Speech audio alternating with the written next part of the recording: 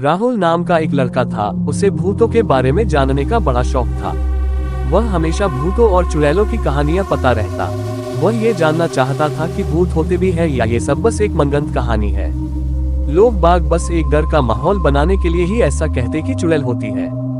वो यही सब सोचता रहता था। इस बात का पता लगाने के लिए उसने एक तरकीब निकाली। उनसे अपने दोस्त से कहा कि पास के कब्रिस्तान आज रात हम दोनों चलेंगे और पूरी रात वहां जाग के पता करेंगे कि चुड़ैल होती है कि नहीं। उसका दोस्त साथ चलने के लिए तो तैयार हो गया, पर कब्रिस्तान के अंदर जाने से मना कर दिया। राहुल राजी हो गया। जैसे ही रात हुई दोनों कब्रिस्तान के पास पहुंच गए।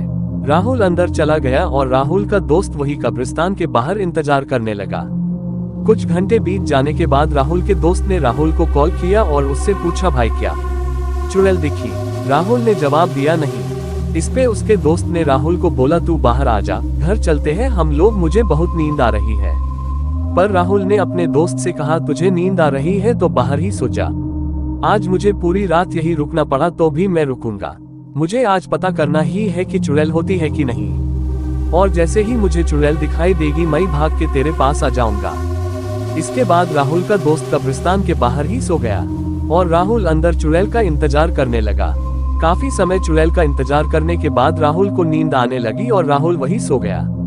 अभी राहुल की नींद लगी ही थी कि उसे वहां पे फावड़े से जमीन खोदने की आवाज आने लगी। राहुल ने उठ के बैठ गया और उसने देखा कि एक सफेद साड़ी पहनी हुई औरत फावड़े से एक कब्र खोद रही है। राहुल ध्यान से देखने लगा कि आखिरकार ये औरत कब्र क्यों खोद रही है। थोड़ी देर में उस औरत ने कब्र से एक लाश को बाहर निकला और जंगली जानवरों की तरह आवाज करके उस लाश को नोच नोच के खाने लगी। इतना भयंकर नजारा देख के राहुल के हाथ पैर कांपने लगे।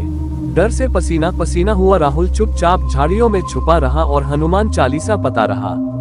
वो भगवान से बस यही मना रहा था कि हे भगवान आज बचा लो, आज के बाद कभी भी कब्रिस्तान में नहीं आऊंगा। काफी देर तक चुड़ैल ने उस मुर्दे को खाया और फिर बचे हुए आधे मुर्दे के शरीर को कल खाने के लिए उसे वापस कब्र में गाड़ने लगी। तभी राहुल के साथ एक हादसा हो गया। राहुल का दोस्त राहुल का हाल चाल पूछने के लिए राहुल को कॉल कर दिया। कॉल की आवाज सुनते ही वो चुड़ैल राहुल की तरफ देखी। झाड़ियों में छुपे होने के कारण राहुल ने सोचा चुड़ैल उसे देख नहीं पाएगी, पर ऐसा नहीं था। पालक झपकते ही वो चुड़ैल राहुल के सामने खड़ी हो गई। चुड़ैल को अपने नजदीक देखकर राहुल का शरीर ठंडा पड़ गया और वो वहीं पे जम गया। चुड़ैल आराम से राहुल का हाथ पकड़कर अपने साथ उसे ले जाने लगी। राहुल बिना किसी विरोध के उसके साथ जाने लगा। चुड़ैल आधी खाई हुई लाश के कब्र के पास पहुंची और उस मुर्दे की लाश को बाहर फेंक दिया और राहुल को उस कब्र में दफन करने के लिए राहुल को कब्र के अंदर सुलाने लगी।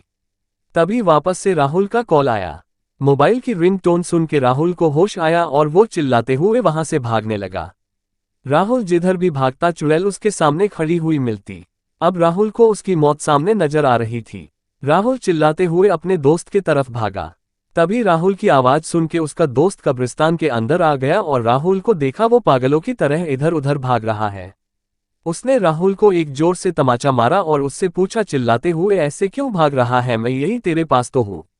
राहुल ने अपने दोस्त को बताया, यहाँ सच में चुड़ैल है। इतना सुनते ही राहुल के दोस्त ने राहुल का हाथ पकड़ा और दोनों कब्रिस्तान के बाहर भाग गए। सीधा अपने घर गए। राहुल ने घर पहुंच के सारी घटना अपने दोस्त को बताई। उसके बाद वो दोनों कभी भी उस कब्रिस्तान के आसपास भी नहीं गए। चुड़ैल की कहानी।